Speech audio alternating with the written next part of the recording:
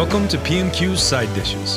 In-depth interviews and chats to go along with some of the most important and interesting PMQ pizza editorial.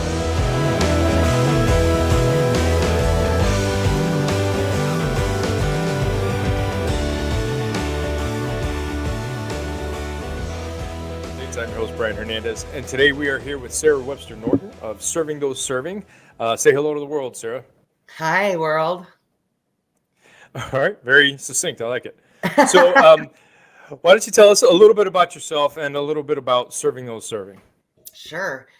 Well, obviously, Brian, thanks for having me today. It's wonderful to be able to shed a light on some of these things that we're going to talk about today. So I'll start off by telling you what Serving Those Serving is. Serving Those Serving was founded in 2017 as a nonprofit to take care of people in the service industry and address some of the widely understood and known needs that the industry has.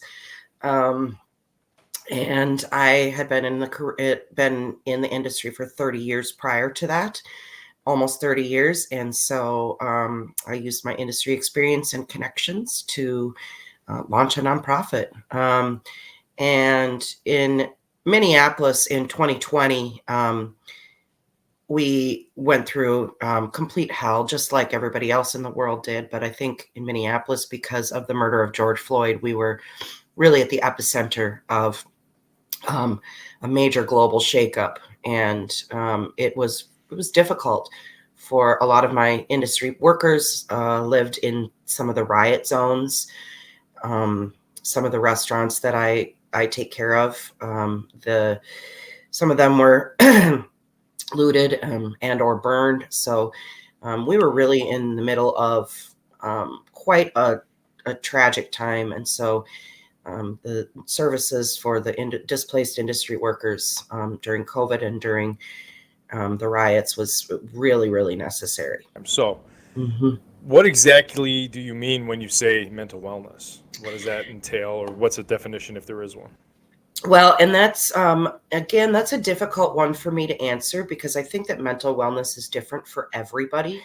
If you can find it, it's a source, it's a feeling of general happiness and lowered stress. So I think that that's really what we're all after. It's a three-legged stool for me personally. So the three legs of my stool are medication, therapy, and then lifestyle. And so if those three legs of the stool, if any one of those legs gets knocked out, the stool falls over for me. So I've got to make sure that all three of those are hitting where they need to be. It's something I try to teach only because I want to take away the stigma of mental health medication. So I like to share my personal story. And I'm not saying that everybody needs to be medicated. I think every situation is different. But I do know that me personally, with my clinical depression, if I'm not medicated, I don't stand a chance in this world, to be honest with you. So what is mental wellness in the restaurant industry, and why has it been overlooked? Well, it's being overlooked because I think it's being overlooked because that's just always the way it's been, and because pushing through is really rewarded in our industry. There's no time for feelings, and there's no time for things like that. It's just there's no time. You've got work to do. The show must go on. And so I think a lot of that, we stuff a lot of things so that we can get through our shift.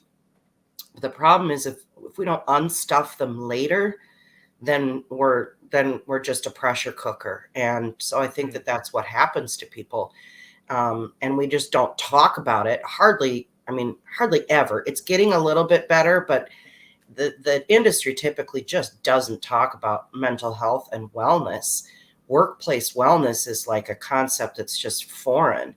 And we're losing people because of it. So I think that the more that we can talk about the fact that it is a stressful industry, that it is an industry with easy access to substances, to alcohol and drugs. And it's not only that, but it's an industry with crazy odd hours that makes us sometimes feel like we're not a part of society because we're working when everybody else is off. the only thing we can do is just start talking about it. That's it. We just have to keep talking about it.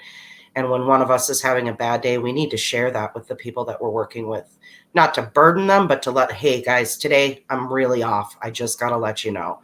Those kinds Yeah. of little small conversations can mean the world to a greater understanding, I think. What are some of the ways that people deal with the stress of this industry? Maybe lesser known ways that people cope with some dark secrets that we should be made aware of. But I mean, what are some of these coping mechanisms for stress within this restaurant industry? Well, I think the coping mechanisms, there's unhealthy ones and there's healthy ones.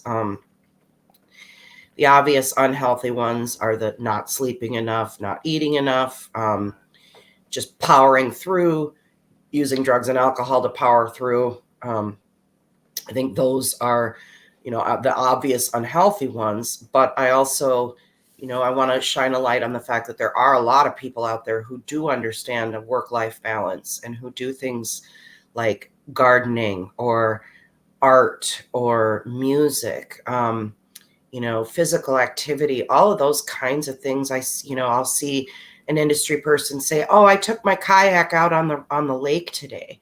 Those are the kinds of things that just make my heart sing, because I really want my people to be happy outside of work too, and to not have it be this one-sided thing where it's just work, work, work all the time, and that's all we do. And that's just not a sustainable method.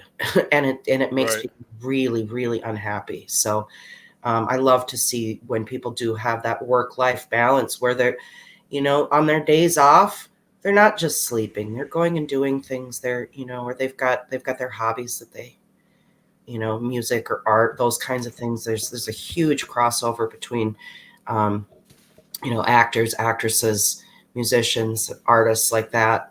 There's a reason that so many of us work in the service industry also, because it allows us to still do our craft on the side. So, or, Mm-hmm.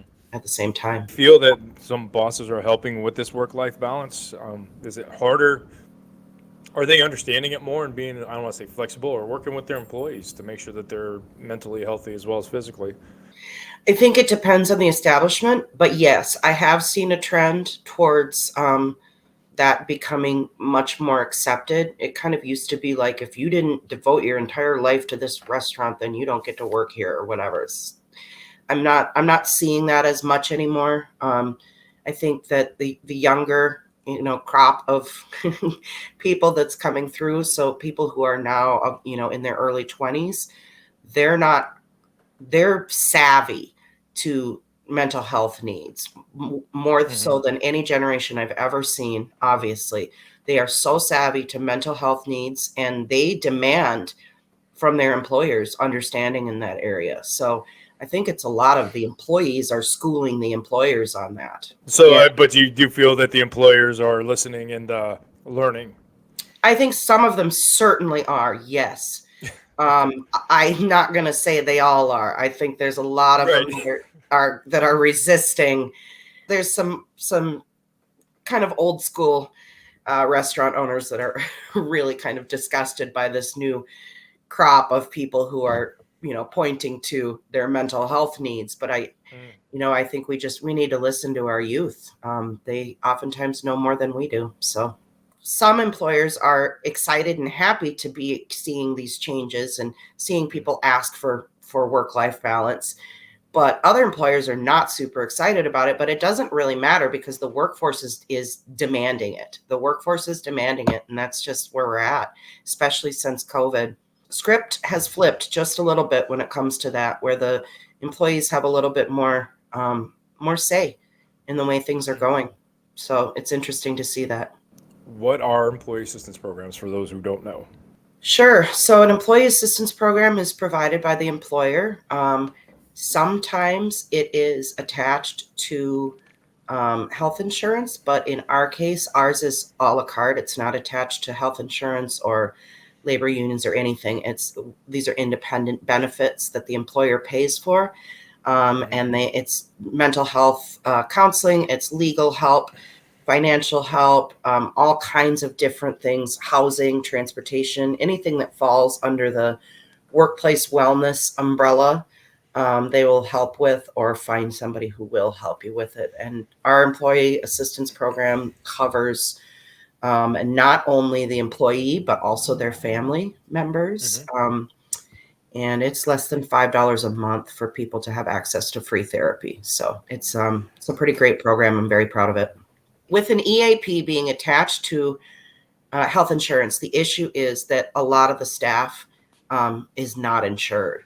So maybe there's, a quarter of the staff has health insurance, but the other 3/4 doesn't. And that means that the other 3/4 has nothing. So this is meant to be a lot more supplemental safety net to just kind of, like you said, fill in those cracks. I mean, if I just randomly heard about you, looked you up online, and reached out to you as a waiter at some restaurant, can I get help?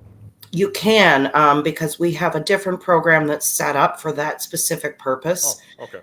And that's called the In the Weeds Foundation. So the In the Weeds Foundation is what fills that gap. So if the employer doesn't cover it, or if somebody might be unemployed, maybe they're in between jobs, maybe they just got out of rehab or incarceration.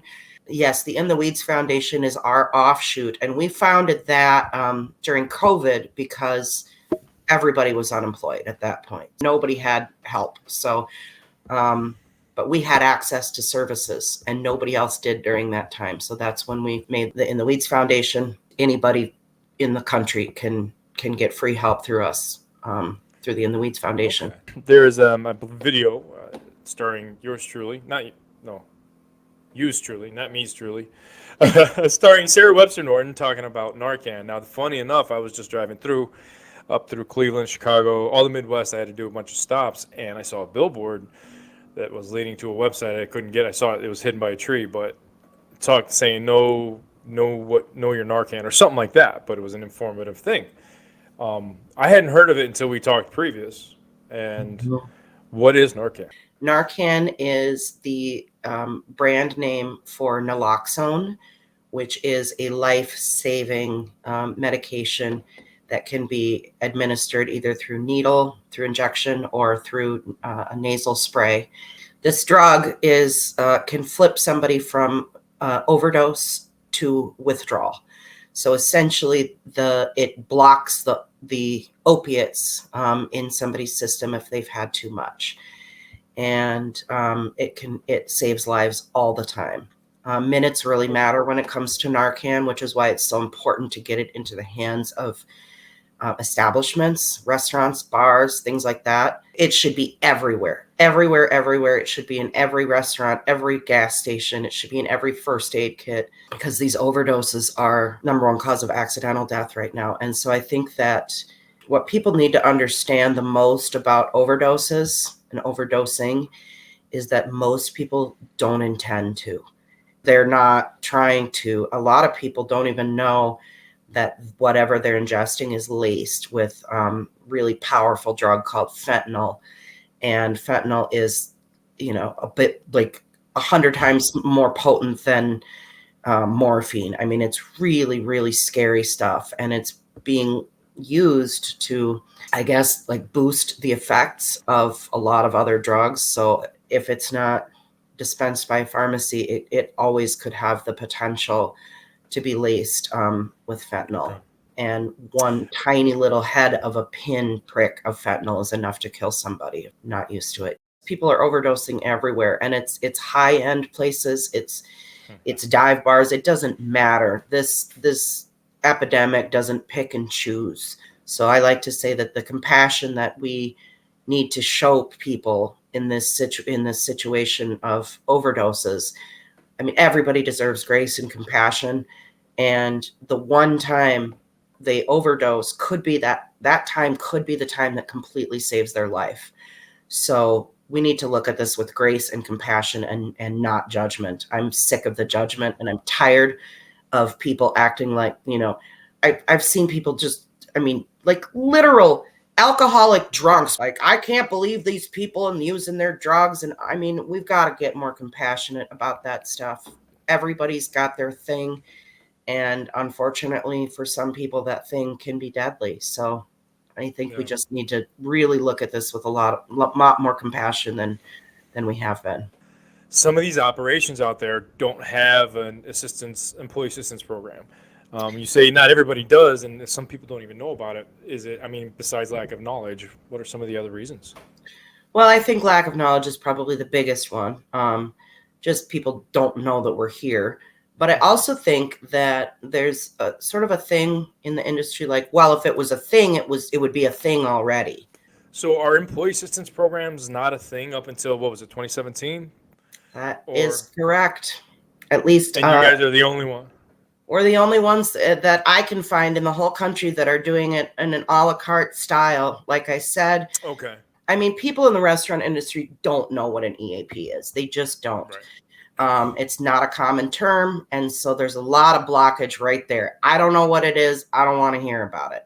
I myself had that blockage about EAPs. I was like, I don't know what that is. But now I do, obviously. I know a lot about it now. But yeah, so we are the only ones in the whole country that are doing it in this fashion. And Okay. not only that, but we're offering it through the form of a nonprofit. So we really hope that people understand that gives us a lot of legitimacy, because we're not in this for the money. We're able to sustain our organization through the EAP, but we're not in this for money at all. This is under a nonprofit umbrella, and with good reason. Yeah. Do you think other industries are as stressed as the restaurant industry, or do we just whine about it more? Or I guess set first responders aside, maybe take them out of the equation. That's the only other industry that I know of that has the kind of stress levels that we do. I just don't see it. I don't see it in other jobs. If I'm wrong, somebody please tell me, but I just don't see it. The pressure cooker that we are in is really intense. And I think that, we're trying so hard to keep our customers happy. And man, some of them are real difficult to keep happy, and the timing, everything is so time sensitive within a restaurant that, if we don't get the timing right, then everything falls apart. So I really do think that us and first responders really have it. We've got it the worst, I think, in terms of stress. So yeah. What benefits do serving provide the industry's employees? Well, the obvious one is going to be the mental health therapy, but there's a lot more. It's not just therapy. We can help with financial needs. We can help with legal needs. So if somebody needs a lawyer, we can help with that. Medication assistance. So we can help people pay for their medications. We can help with, transportation resources, immigration resources, all kinds of things, housing, childcare, elder care. There's really a category for just about everything that we do. And it's really all encompassing. How can we get your life back on track before it goes in the shitter? That's really the goal. Okay. Yeah. So what is the process for someone to get help from serving as an employee, just as a single individual, I should say? Sure. So through the In the Weeds Foundation, we make it as easy as possible, because, it's sort of like when people need help, they really need the barriers to be removed and not placed. I was talking to somebody recently who said that they just had to do ADHD testing, but they had to make, it was like 6 appointments in 6 months and make all of them in order to complete this ADHD testing. Wow. And people who have ADHD are not able to necessarily handle 6 appointments in 6 months. It's counterintuitive to what they're testing, is what I was thinking exactly. I think yes, it's asinine. When I was young too, it's asinine. And so we maybe that's really the test. We try to make things as easy as we possibly can. So for the In the Weeds Foundation, it's like 6 questions on our website. It's kind of just a formality, and then we'll get people hooked up right away. And then there'll be a 1-800 number that's provided at that point. So that's easy. And then the same thing with the EAP for employers. It's super easy. They have to sign a contract 2-page contract, and we do that right through DocuSign. So it's pretty easy. And then the ACH payments for the actual cost of the EAP. So we do a lot of that stuff as streamlined as possible.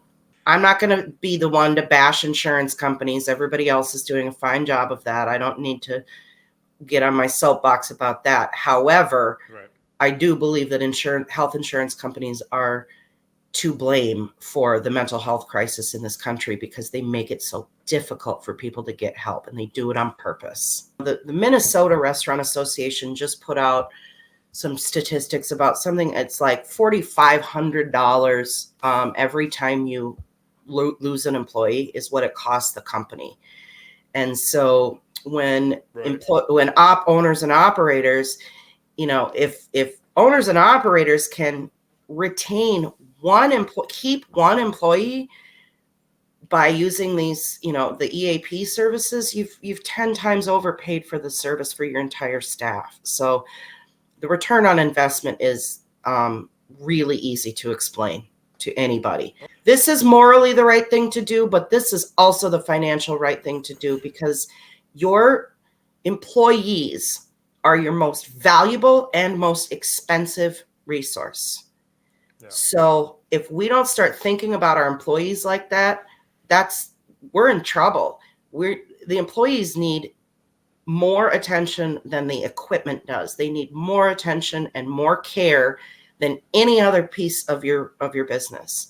And so I think that when we start treating employees like a really valuable resource instead of saying you're all replaceable, I think we've got to flip the switch on that and that's just not only the right thing to do, but that is just the business intelligent thing to do. Keep your staff, keep them happy. It's a simple message. But you can tell by the tone of my voice that, it's one that needs to be brought loud and clear to people because it's, previously we've just been told in this industry that we're all replaceable. And I just don't buy that anymore. It's wrong. It's not true. We're not replaceable. But what's the best benefit you can offer an operator for signing up? If they're going to sign up for one thing, what is that? What would you think that would be? I think it's the mental health piece. I think it is the most important because I think that a mentally healthy staff it's just going to be so much better overall for everybody. But I think that mental health piece kind of ties into all the other stuff too. I mean, if you're having financial problems, your mental health probably isn't great. And vice versa. If your mental health isn't great, you might be having financial problems. So mental health is the thing that really ties back into all the issues that people are having, whether it's stress or grief, loss, anxiety. All those things are just so prevalent in the industry. Drugs have always been there. Yeah. And the restaurants have always been crazy, I would assume. Mm-hmm. Is it just we're just now noticing it more with the advent of social media? We always know what everybody's thinking at all moments of the day. Is it just now out in the open more, or is it because are the drugs becoming scarier and deadlier in that fashion? Or we're using more of it? I don't know. What do you think? I just think the drugs are deadlier. Back in the day, in my 20s, I used to be able to, casually use drugs here and there with my friends, when we're maybe camping on the river or something like that. You know what I'm saying? Like we could do that without fear of death. This is a different world out there. We didn't have to worry. Fentanyl was not around when I was younger. Fentanyl is a recent event, and it has changed the scope of things to such a degree. Is it being surreptitiously snuck into drugs to make shitty drugs better? Yes. Or is it being done evilly, to mess with people and with a specific purpose of hurting people? No, I don't think it's ever done with the specific purpose of hurting people. It's just they're just trying to make the drugs stronger, more potent, and then cheaper too, because fentanyl is really dirt cheap. That's the other part of it. And so it's cut into the drug supply because it's cheaper. And I remember you saying earlier, they use it just to make them better. And I would immediately, being in the kitchen, I'm like, oh, there's like salt, something to it, a flavor enhancer to bring out. So is it kind of, for lack of a better analogy, sprinkling a little bit of salt on your drugs to make a shitty drug they're trying to sell you more effective? That's a great analogy. And it's cheaper and more potent. And so let's say somebody just wants a Xanax. Well, all of a sudden, this is the best Xanax they've ever had in their life, because it wasn't enough to kill them this time or something along those lines. So are there any restrictions that you place on assistance from you for like just a regular employee, someone coming in the weeds? No restrictions. Just use the program to its full capacity, and we will help in any way that we can. The whole sobriety piece, you just brought it up. This is a tricky subject for somebody who works with bars and restaurants, right? This is tricky. And so we do not lead with the foot of encouraging sobriety. We appreciate it. We support it. We champion it. We think it's amazing. But we're also really careful about the word sober, and about using that, because the minute you start acting like you're trying to get people to go to rehab, that you're done. You're not going to have a chance. So we really try to approach it from a different angle, which is, and so sobriety takes a little bit of a back seat for our organization. There's a lot of organizations all over town that do a lot better job than we do with the sobriety piece. So we talk a lot more about harm reduction than we do full on sobriety, because it's a more palatable model for people, I think, in the industry to think about. So it's be like, a Cali sober or a sober curious. There's a lot of those kind of words floating around. Well, okay. Well, I'll just stop it right there, because actually that was the next few questions I had anyway. Is sober curious? I mean, are there a lot of people like that? Sit around with a beer just wondering, man, I wonder what it'd be like to be sober? Or is it usually that rock bottom moment that makes people think that? No, I think that there's a lot of people who are, they're starting to do like time periods of sobriety, which I really find to be fascinating and awesome, where people will just be like, I'm not drinking for 3 months. Once the 3 months is up, I can't wait. I'll be drinking again, but I'm not drinking for 3 months because I want to see what it feels like. So I really think that that's what it's like. That's what the Sober Curious movement is all about, is just, people talking about how do they feel when they're not drinking anymore? Let's say they were used to drinking on a really regular basis and now they don't anymore. How does that feel?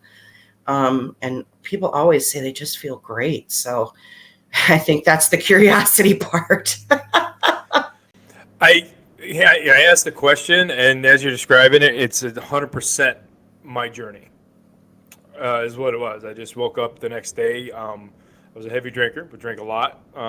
Basically, just stay buzzed as long as I could. And next day, I just didn't feel I needed to, because I was still pretty drunk, and I was very functionally, a functional alcoholic, so I could do everything, which is another danger in itself. Yes. So being too drunk to where I didn't want to drink, I was like, all right, that's a lot. Second day, I was still kind of a little tipsy, and I'm like, then it got to the third day, I'm like, I'm going to see how long I can go. And that's when it kicked in. It was after that third day. Those first 2 days, I just wasn't feeling well. Otherwise, I would have been drinking. But when I did the third day, I figured, I didn't even realize it until, explained it. All right, so I was sober curious. Yeah. There you go. Very cool. It was like 2 months or 2 years ago. So 2 years. Way to go. That's so great. Yeah, it's like you said, it's just seeing what the other side was, what I missed or whatever. It's been fun. I'm enjoying it so far. So, all right. So I guess we covered all my other follow-up questions there. Is there one final thing you want people to know about mental wellness in the industry and serving?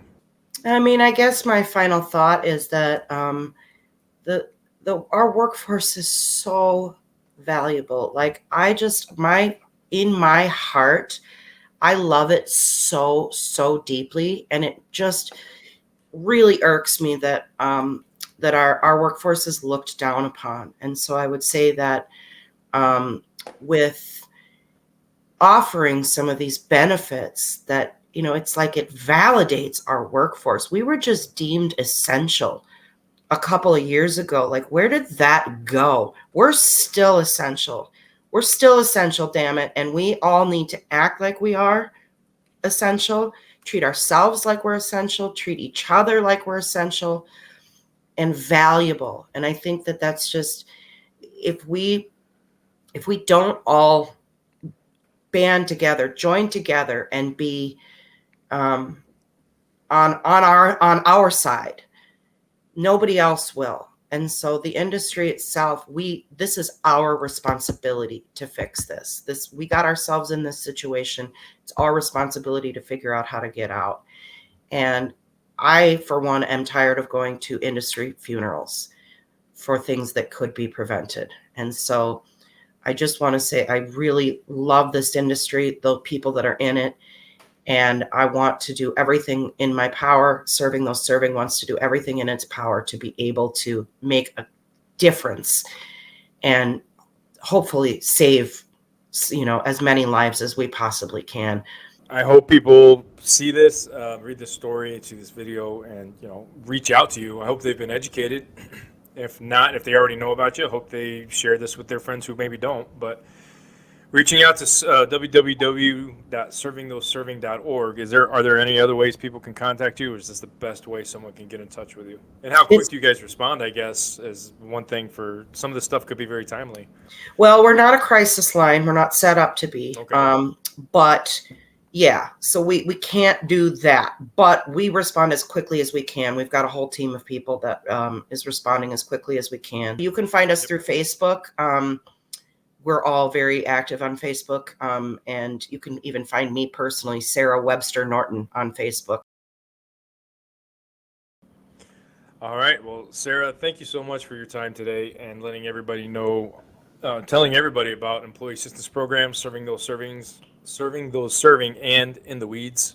That one was really cool to hear about. So I hope people hear about it and